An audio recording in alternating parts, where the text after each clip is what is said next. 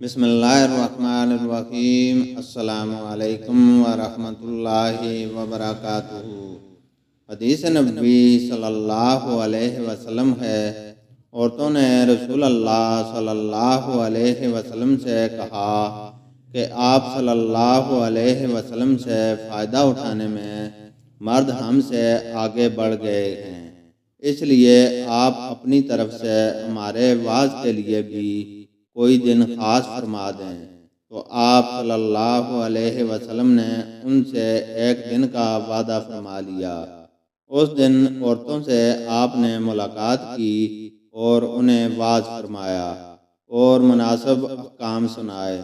جو کچھ آپ صلی اللہ علیہ وسلم نے ان سے فرمایا تھا اس میں یہ بات بھی تھی کہ جو کوئی عورت تم میں سے اپنے 3 لڑکے آگے بھیج دے گی تو وہ اس کے لیے دوزخ سے پناہ بن جائیں گے۔ اس پر ایک عورت نے کہا، اگر 2 بچے بھیج دے؟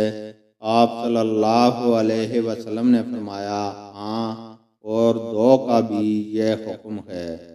اللہ تعالیٰ سے دعا ہے کہ وہ ہمیں قرآن اور حدیث کو سننے، سمجھنے اور اس پر عمل کرنے کی توفیق عطا فرمائے۔ آمین۔